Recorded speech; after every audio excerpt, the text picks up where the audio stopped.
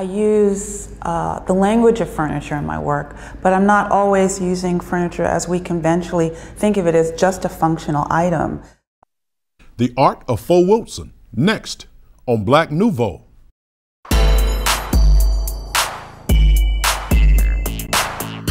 Hi, I'm Milton Dockery. And I'm Faith Colas. Welcome to Black Nouveau.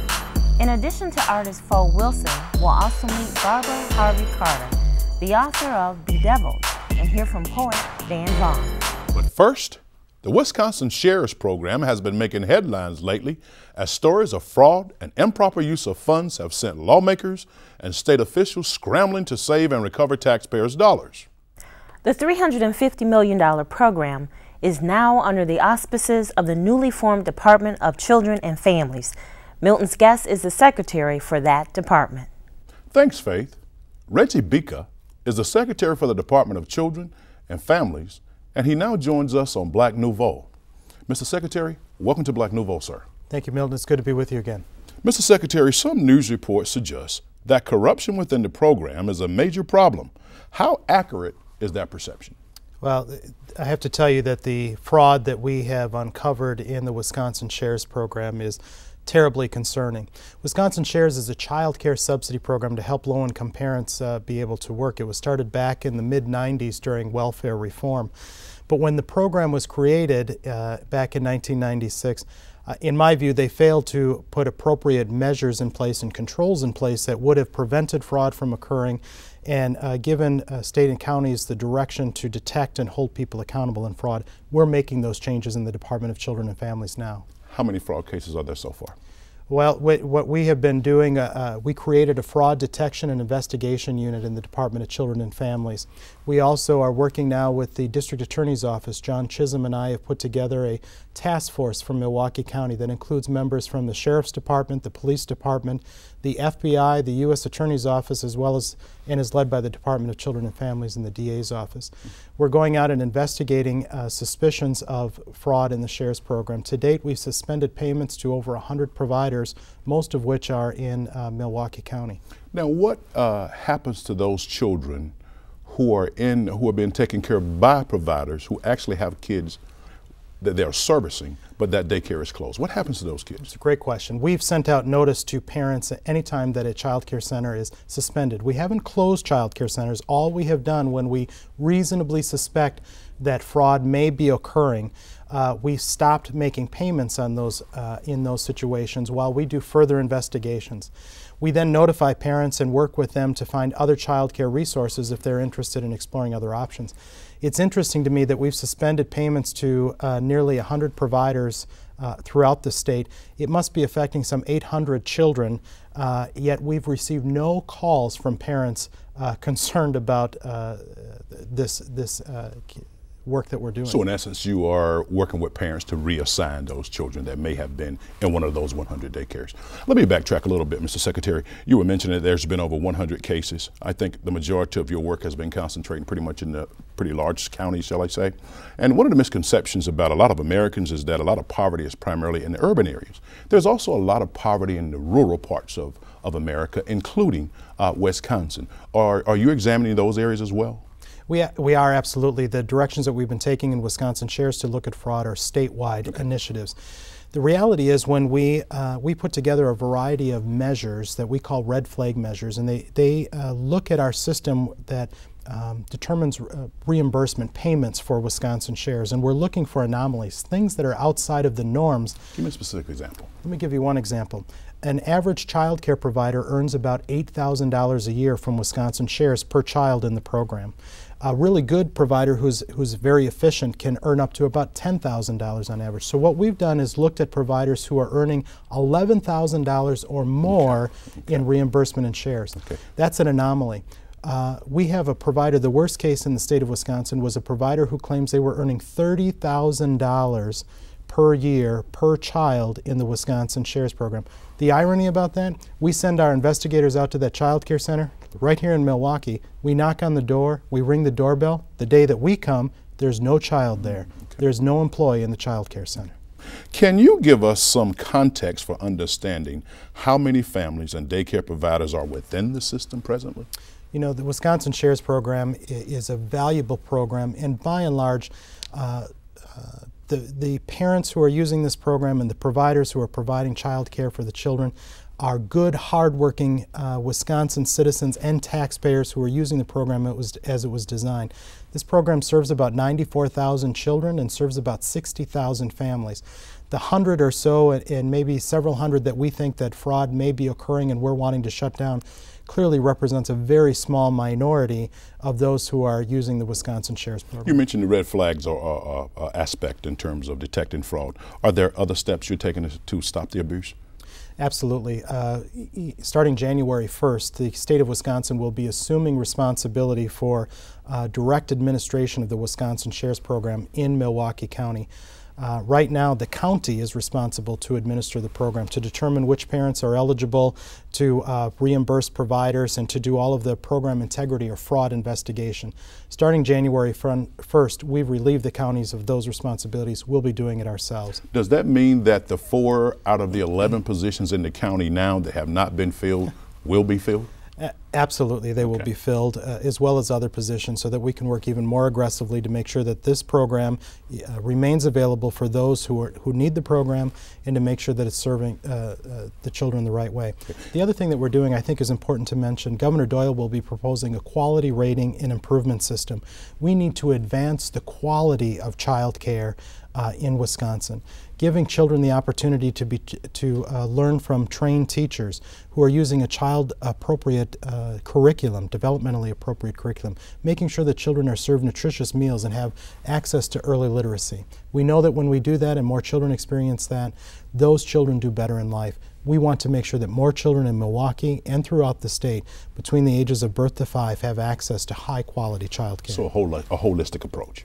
Absolutely. I have about 1 more minute left. The Shares program was created to help low-income families. How has this attention to the fraud cases hurt the effort? Well, I think that the attention to fraud, again, it represents a whole lot of funding that's being wasted, and we want to hold those providers and parents who are ripping off the system accountable. But I think we also have to keep in mind that it's statewide a very small minority of child care providers and parents who are abusing this program. It really is a critical program to make sure that children have the right start in life, and low-income parents have the supports that they need to be able to work in our state and to be productive citizens and taxpayers. And so I think it's important that we put the Shares program and the problems in the program in the context of the benefits that it provides to the people of Wisconsin. Given the economic downturn, what will your priorities be in the area of child welfare? First and foremost is always safety of children. That's what we're about, is making sure that children are safe, nurtured, and engaged. In some of the ways that we're doing that in the Bureau of Milwaukee Child Welfare, we've been making very good progress over the last 2 years to make sure that children are safe. One of the ways that we need help from the community is by people stepping up to open up their hearts and homes to serve as foster parents. We have roughly 2,300 children in foster care in Milwaukee County, but only 700 foster homes. Okay. Mr. Bicha, thank you so much for joining us on Black Nouveau, sir. My privilege, thank you.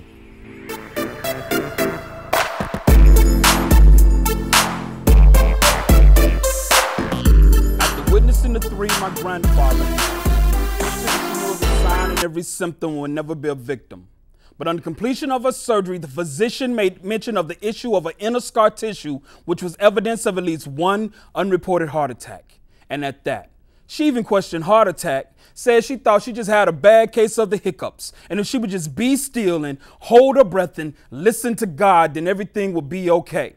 Kind of like when she was 4 or 6, not really sure because only time knows her real age, living a life between slavery and sharecropping in a house where the foundation was no stronger than her father's 2 hands. It had to be the autumn or the spring when a summer breeze tangled with the winter wind and in the Mississippi sky twisted a tornado that reached down and destroyed every crop. And just as easily as you would pop the top to a lunar can, it tore the roof off the house and blew out all the walls and scattered all the furniture, but didn't touch not one of the 9 souls that sat kneeling, being still, holding their breath, and listening to God. Kind of like when she left her home, family in Mississippi for the first time, for Chicago, her husband, and the perception of a better life, just to be sent back pregnant and alone until he made enough money to join her. Or like when her son had his first asthma attack, with no inhaler, no pump, no Primatene Mist, just a brown paper bag, and her faith in him, being still and holding his breath and listening to God. And that becomes her answer, her antidote to the Great Depression, World War II, civil rights, Jim Crow, Vietnam, failed crops, job stops, Ronald Reagan, George Bush,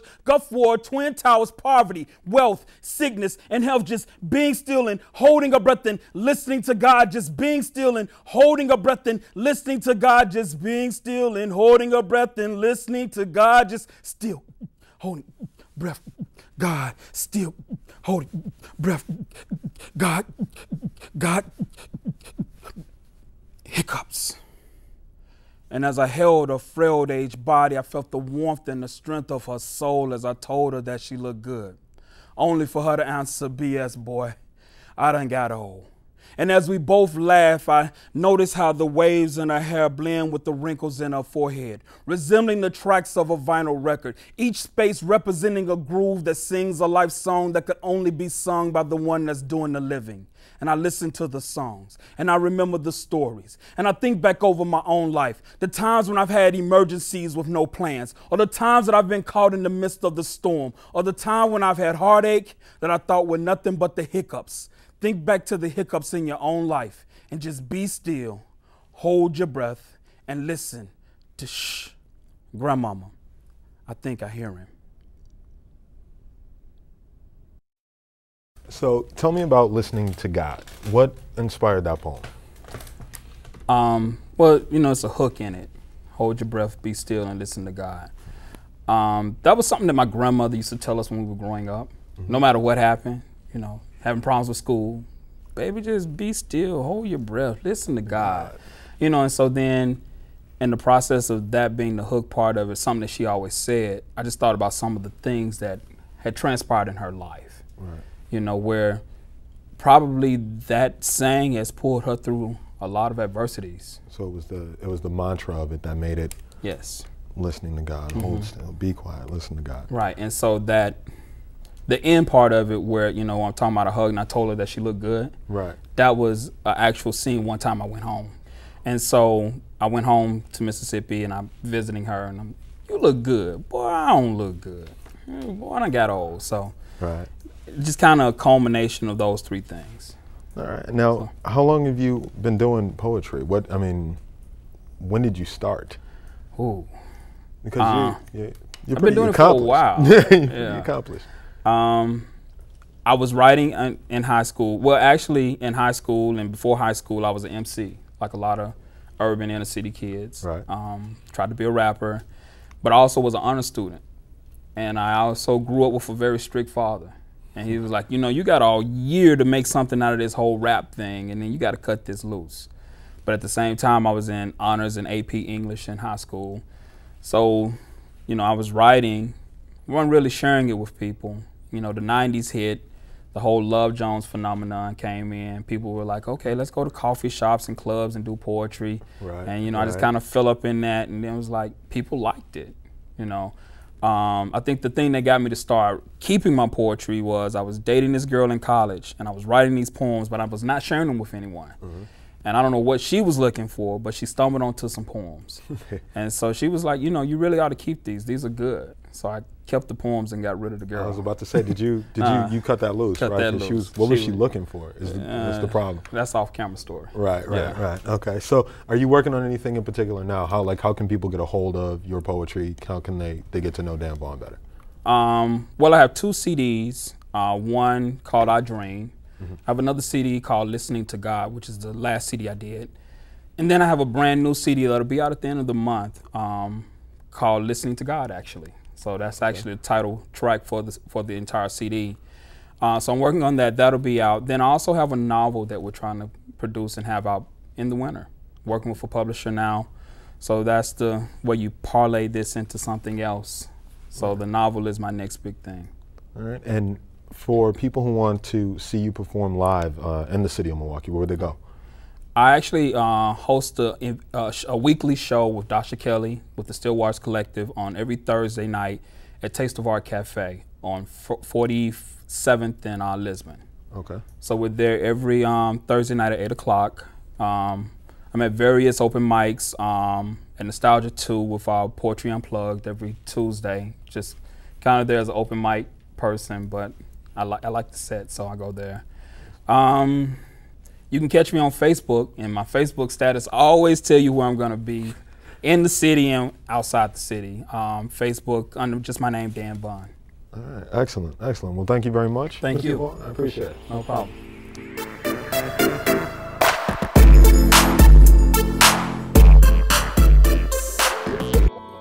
I have simple, small jobs.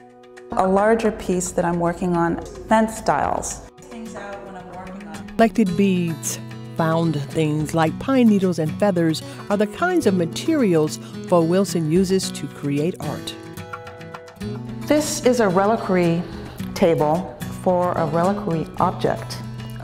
It's made so that you can put an urn on the top. It could be in a public space in your home, like a living room, but conceal what's in there and give it some privacy. Fo Wilson is an assistant professor of art at the University of Wisconsin-Milwaukee. To a piece that will sit on that tripod over there. And the top of it has pine needles. She spent the first part of her professional career as a graphic artist. When I came into that business, there was a lot of craft involved in doing graphic design. There was no Macintosh, no iPhones, nothing like that. You know, I came from the days where you had to draw a line with a ruling pen and have it perfect, you know, 1 point, 2 point, 3 point, 4 point rules. With the advent of the computer, you can just boop, boop, boop, and it can make it for you. That need to use her hands took her to a second career, furniture design. It's a bench. So it also holds storage. It opens up, but all of these are attached. So you can sit on it or use it for storage. First I thought I was going to go into production and make and design more and make things that could be reproduced in larger quantities. And then I just really got into the making of it and wanted to do more of that. So my process, I sketch, I model. Some of the models are behind me. And then I moved to make things on my own, make it myself with my hands. My hands are very important to me. The art she creates now is purchased by collectors, one-of-a-kind pieces, and is shown in galleries and museums throughout the country. These photographs are from a series called Seeing. And what I did is I made 3 iconic furniture objects, a lamp, a table, and a chair. And I performed, as a document of performance of sorts, as those objects. And the first diptych is called Black Lamp. I have another black chair and black table. I use the language of furniture in my work, but I'm not always using furniture as we conventionally think of it, as just a functional item. A lot of the work I put together sometimes expresses an idea or a story that I'm trying to put forth. Like photographs I have behind you, it's actually 2D. They're photographs of myself as furniture, but I'm expressing an idea behind it.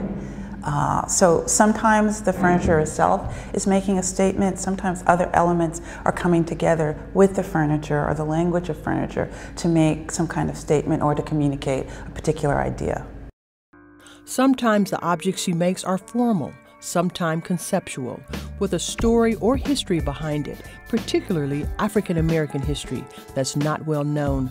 She's working on such a piece using found objects, fence styles. Making a piece that's in homage to Frantz Fanon, philosopher, psychiatrist, that had a large impact on the 60s, in the Black community in the 60s, with his book, Black Skin, White Masks.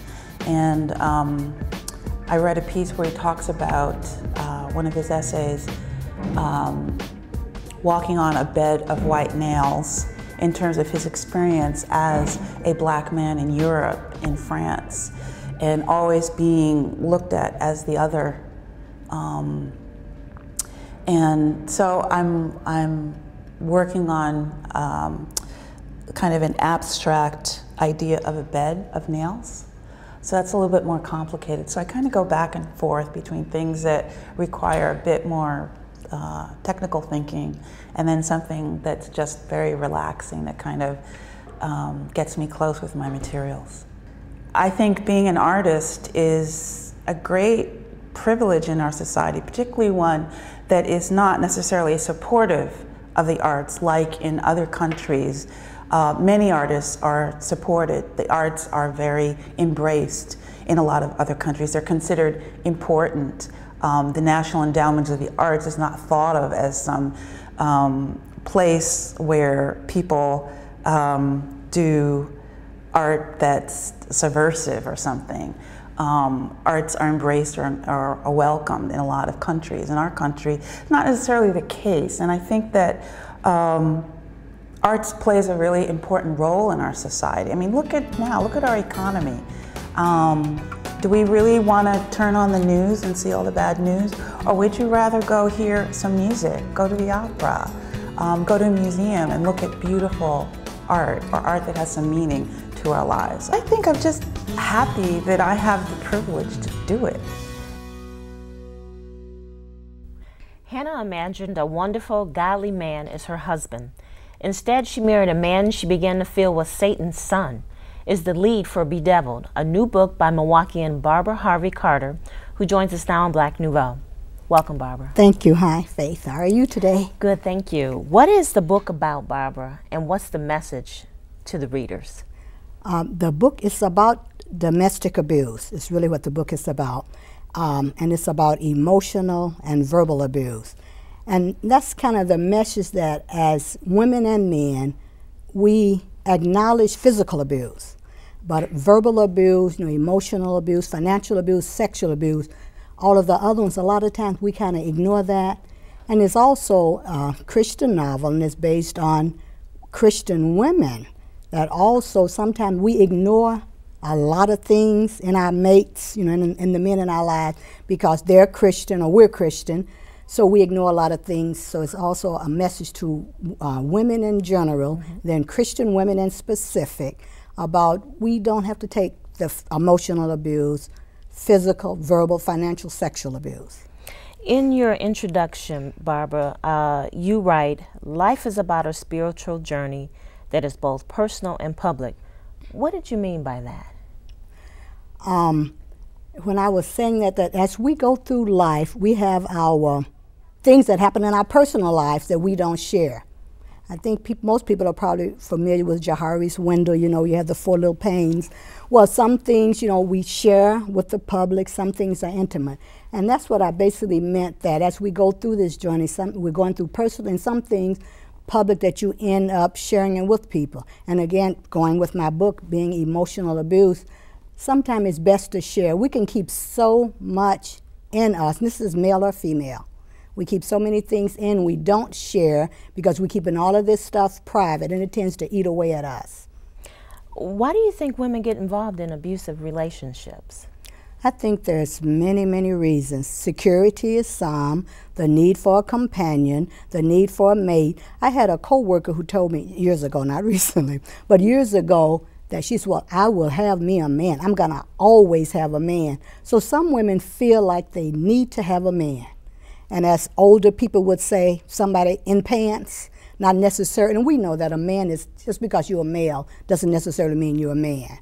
It's depending on how you're protecting, providing, taking care of someone that's important to you. But I think so. I think so. Security is one, the need for companionship, fear, low self-esteem.